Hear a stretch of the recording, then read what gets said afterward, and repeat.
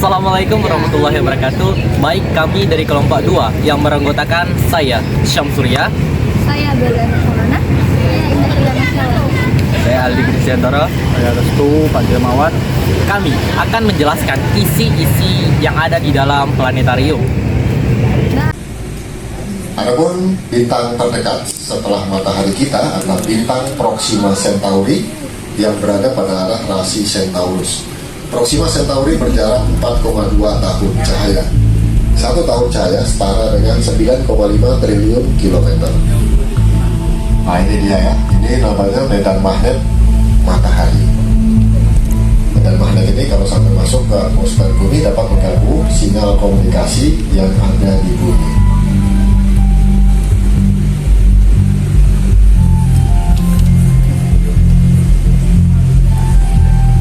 Ya, sedikit tentang matahari kita. Dinaikkan. Ya, ini dia planet pertama atau planet yang terdekat dengan matahari, yaitu Merkurius. Jarak Merkurius ke matahari sekitar 58 juta kilometer. Dan dengan jarak yang relatif lebih dekat ke matahari, maka suhu permukaan planet ini jadi sangat panas, yaitu berkisar 435 derajat Celcius. Ini dia permukaan yang ada di planet Merkurius. Banyak terdapat lubang-lubang kawah. Ini lubang-lubang kawah ini diakibatkan tumbukan atau hantaman batu-batuan luar angkasa seperti komet ataupun asteroid. Ini dikarenakan atmosfer Merkurius yang sangat tipis. Lebar kawah-kawah ini bervariasi, mulai yang terkecil berukuran beberapa meter sampai terbesar berukuran ratusan kilometer. Ya, kita sudah sampai di planet kedua dalam susunan tata surya kita, yaitu planet Venus.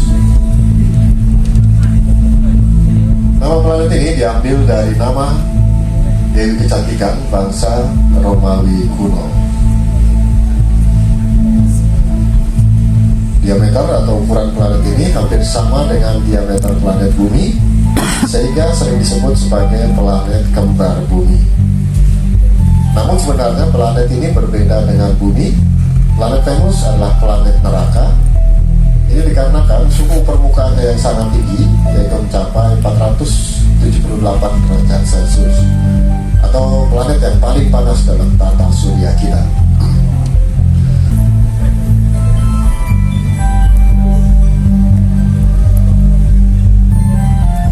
Sama seperti Merkurius, planet Venus juga tidak memiliki bulan atau satelit alam. Adapun jaraknya ke matahari sekitar 107 juta kilometer.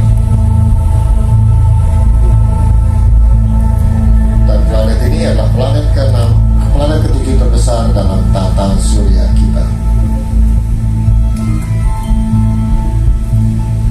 Itu dia sedikit tentang planet Venus. Kita lanjutkan perjalanan menuju planet ketiga.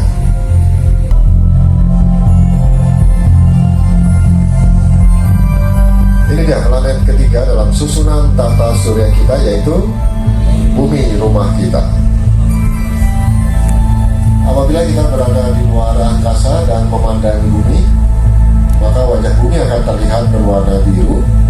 Ini dikarenakan hampir sebagian besar atau sekitar 75% permukaannya adalah lautan atau samudra atau air.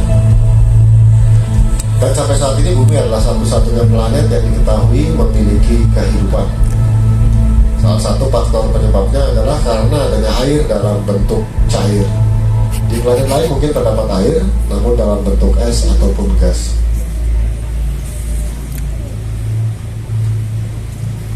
Bumi sering disebut juga sebagai daerah habitable zone atau daerah yang layak huni. Mungkin karena jaraknya ke matahari yang tidak terlalu jauh dan juga tidak terlalu dekat.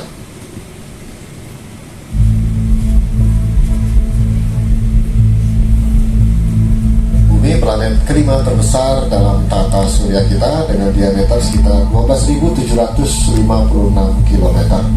Dan jaraknya ke matahari sekitar 150 juta kilometer. Ini ya satelit alam bumi, yaitu bulan.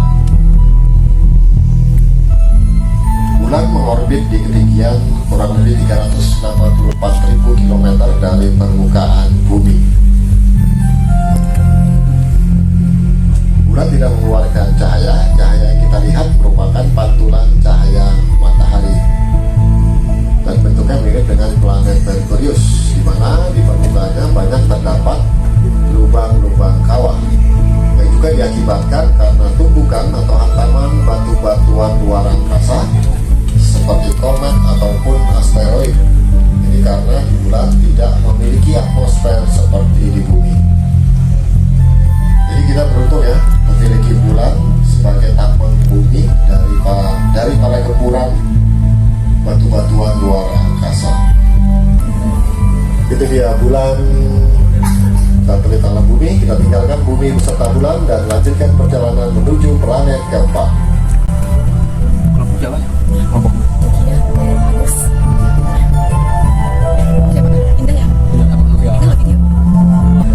Ya, ini dia planet keempat dalam susunan tata surya kita, yaitu planet Mars. Nama planet ini diambil dari nama dewa perang bangsa Romawi kuno. Kalau dalam mitologi Yunani namanya dewa Ares.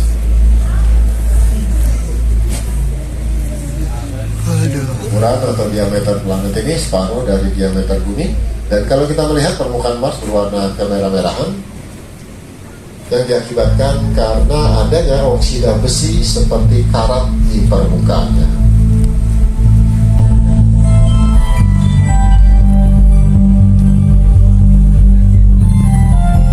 Ya, kita sudah sampai di planet kelima dalam susunan tata surya kita, yaitu planet Jupiter, planet terbesar dalam tata surya kita. Karena ukuran Jupiter yang sangat raksasa, planet ini dapat menampung seluruh planet yang ada dalam tata surya kita. Di permukaan planet Jupiter sendiri sering terjadi fenomena badai awan. Dan biasanya badai awan yang terjadi di planet ini berlangsung dalam jangka waktu yang sangat lama. Salah satu contohnya adalah Great Red Spot atau bintik merah besar, sebuah badai awan raksasa yang telah terjadi selama 180 tahun dan mungkin akan bertahan lebih lama lagi. Great Red Spot sendiri berdiameter 3 kali lebih besar daripada bumi. Jadi berbeda dengan badai di bumi yang terjadi akibat anomali udara di atmosfer, badai di Jupiter terjadi akibat aliran udara panas dari dalam planet ke permukaannya. Itu dia planet Jupiter, planet ke-5 dalam susunan tata surya kita. Kita lanjutkan perjalanan kita menuju planet ke-6, planet yang paling indah.